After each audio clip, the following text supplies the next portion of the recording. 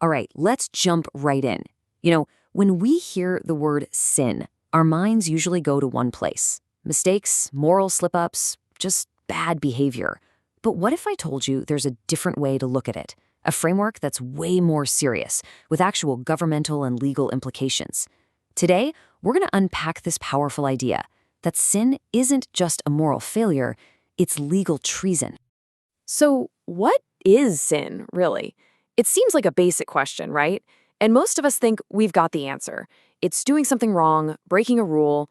But to really get the weight of what we're talking about today, we've got to look past that common definition and see it through a totally different lens. And this is where that shift in perspective really hits home. On the one hand, yeah, the common view is that sin is a personal, moral mess-up. But from heaven's point of view, it's seen as legal treason, an act of rebellion against a lawful government. Now, this isn't just playing with words. Thinking about it this way, well, it changes everything. To really understand this concept of treason, we have to go back, way back, all the way to the beginning, to that foundational story in Genesis, and take a fresh look at the very first rebellion. Now, here's a little detail that's so easy to miss. In the garden, Adam and Eve, they clearly broke a direct command from their king, no doubt about it. But when God shows up on the scene, who does he talk to first? It's fascinating. He doesn't trace the problem back to Adam or even to Eve. He goes straight for the serpent. These are the first words of judgment God speaks after the fall, and they are aimed squarely at the serpent. So why is that? It's because from heaven's perspective, this wasn't just a simple mistake by two people who didn't know better. It was seen as a hostile takeover, a hijacking started by a known enemy. And this is the absolute key to the whole framework.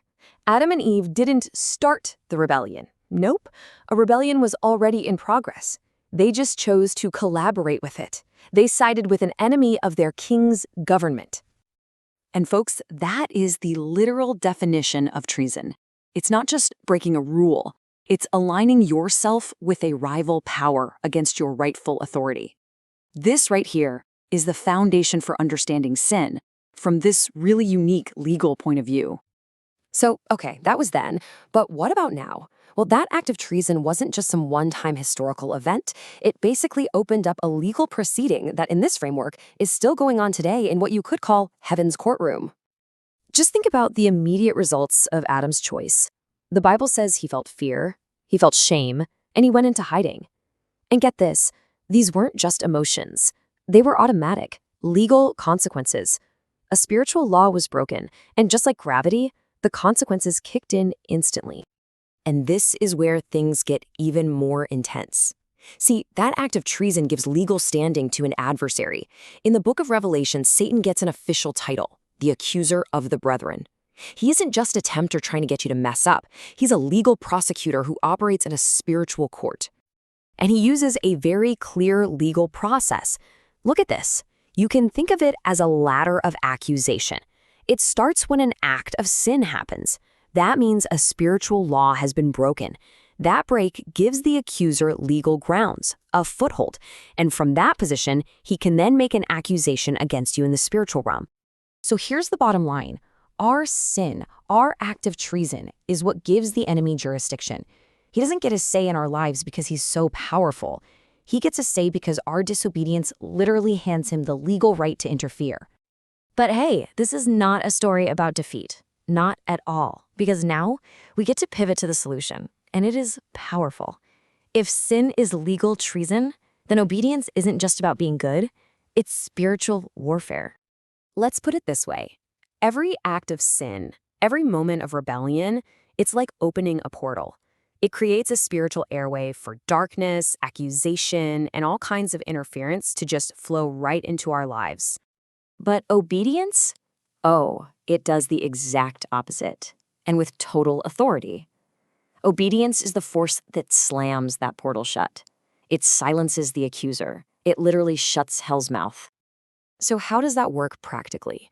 Well, every single act of obedience actively fights back. It dismantles that ladder of accusation we just talked about. It chokes out the accuser's voice, strips the enemy of the very jurisdiction our sin gave him, and it clears the airway for a direct connection to heaven. This means we have to completely redefine what we think obedience is. It is not about joyless drudgery or religious legalism.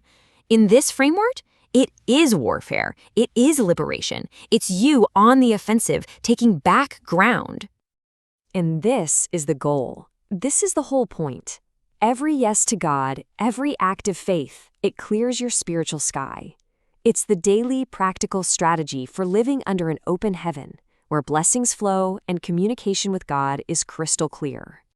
Okay, let's bring all of this home with one final, empowering idea. It's a call to action, really, a decision to walk in zero treason. So let's remember the core truth we've been talking about. Sin is not just a moral failure. It is legal treason, a governmental act of rebellion with real, tangible consequences in the spiritual realm. And on the flip side, that means obedience is not just legalism. It is liberation. It's your power, it's your weapon, and it is your freedom. And so, this whole framework really leaves us with a choice. Every day, with every single decision we make, we are choosing which government we submit to.